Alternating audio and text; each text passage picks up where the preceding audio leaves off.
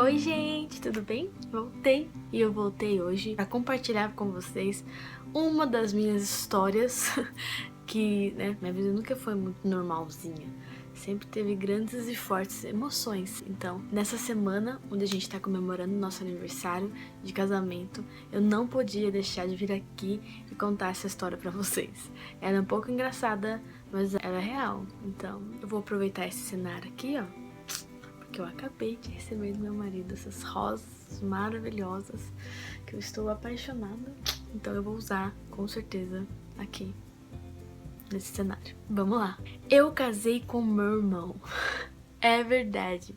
Foi assim. Eu vou precisar voltar um pouco na história para que você entenda e para que faça mais sentido. Quando a gente começou a namorar, eu e Daniel, nós já começamos sofrendo. Porque ele poderia ficar no Brasil apenas 6 meses por ano. Porque o visto dele sempre foi o visto de turista, né? Então, turista tem apenas 6 meses para ficar no país. A pergunta que as pessoas já me fizeram e me fazem até hoje é: é possível namorar à distância? E o que eu respondo é: sim, é possível. Mas tudo tem um tempo. Nós nos conhecemos em 2010, abril de 2010. E Daniel começou a me conquistar, mas eu só realmente abri meu coração pra ele para o mês de junho, julho, praticamente um mês antes dele ir embora. Nós não tínhamos começado a namorar oficialmente, mas a gente firmou um propósito de continuar conversando, da gente continuar se conhecendo, mesmo online, mesmo por Skype, e ver o que Deus tinha pra gente nesse tempo.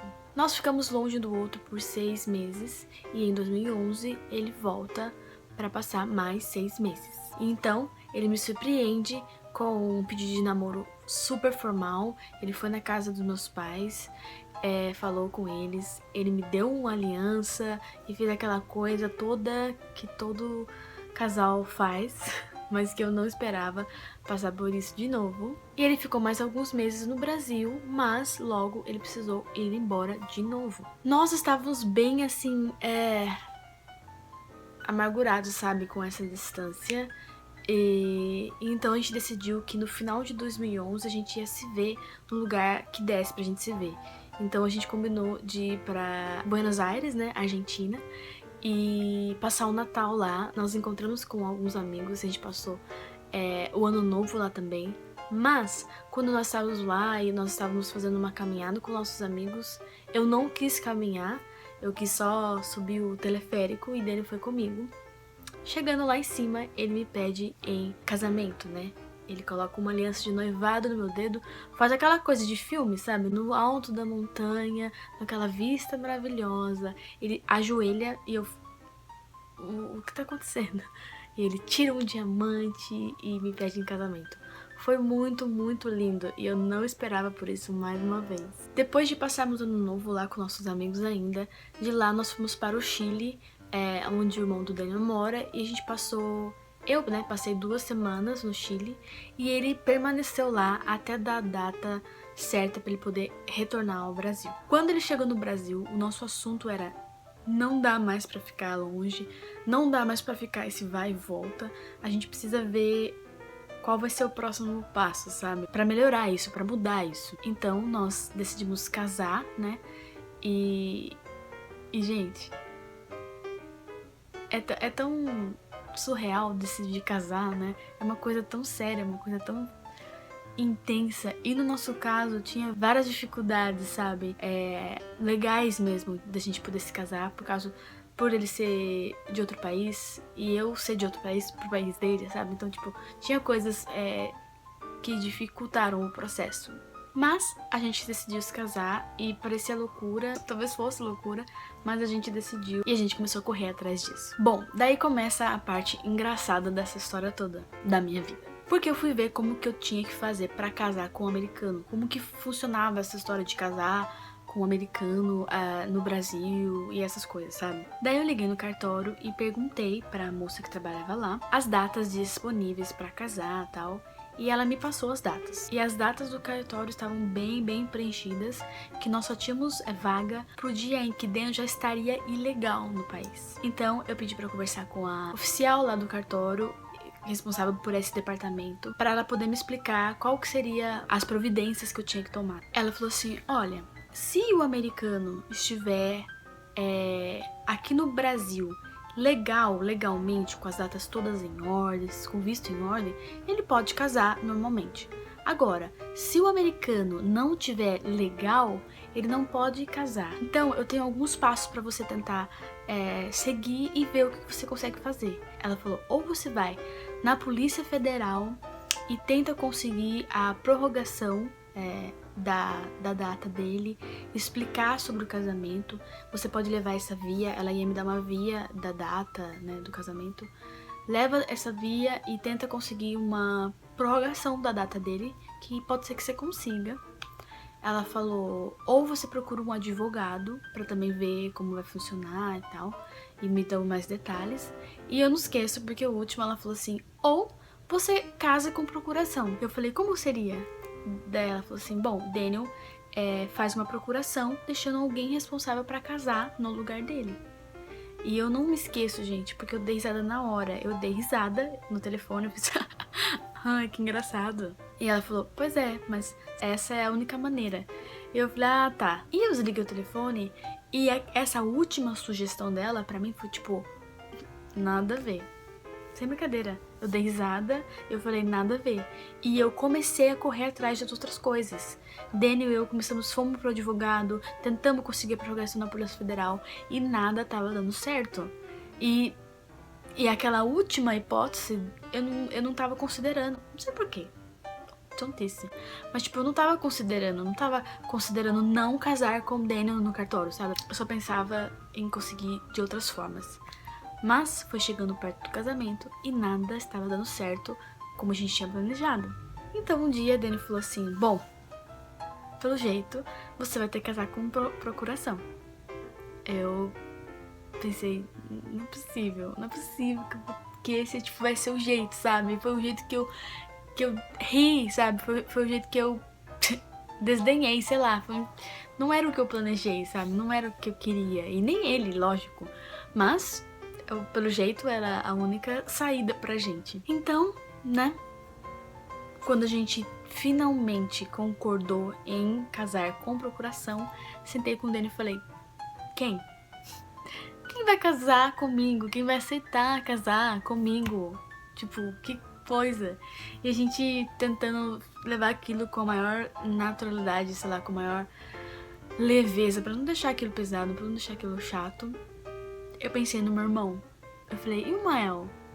E ele, eu acho que é a pessoa mais adequada.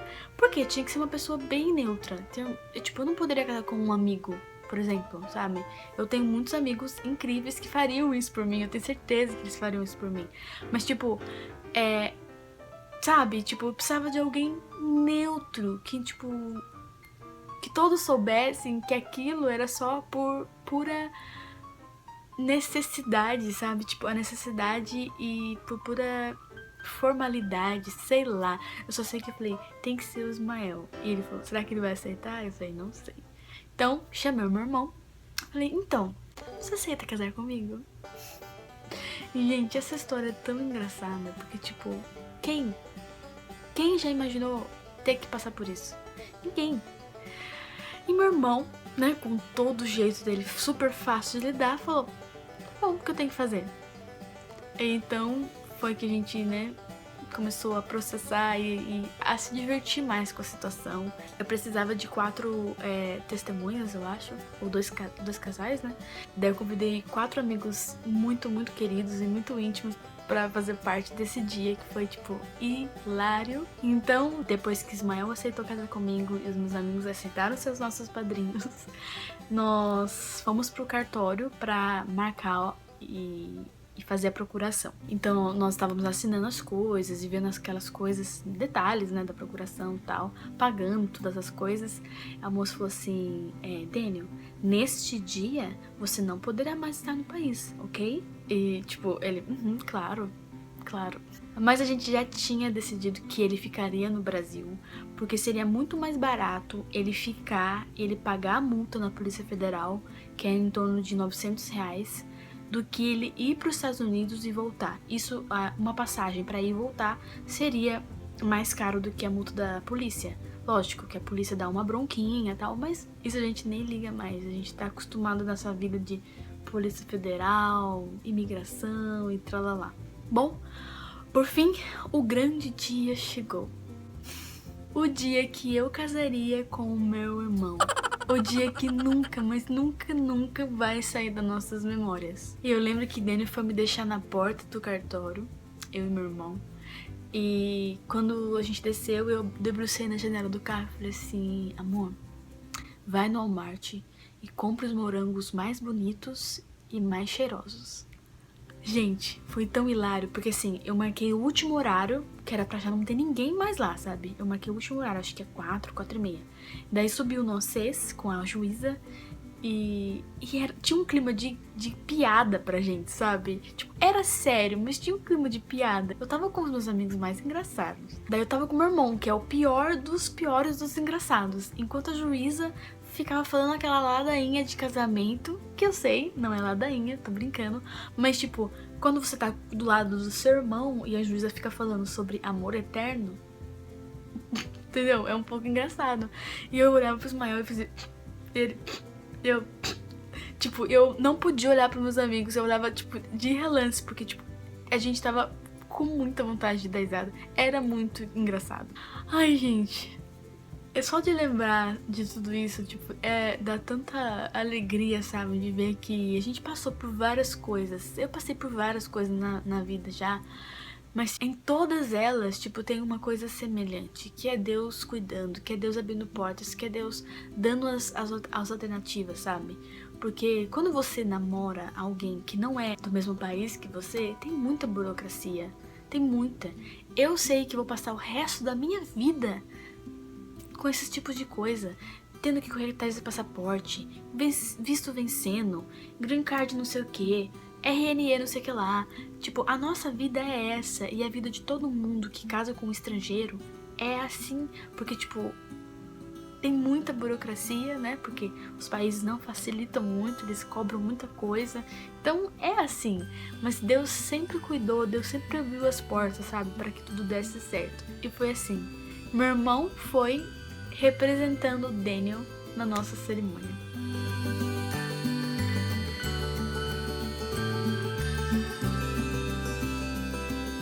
Se anos atrás alguém me falasse que um dia isso iria acontecer na minha vida, gente, eu nunca iria acreditar. Eu ia morrer de rir e chamar a pessoa de retardada. Porque, tipo, quem sonha com um tipo de coisa dessa? Isso tudo foi dia 29 de junho de 2012.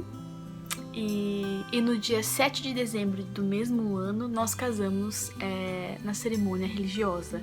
A gente precisava marcar uma data mais longa e mais adequada para que a família do Daniel pudesse vir e participar com a gente também. Daí nós fizemos uma cerimônia normal.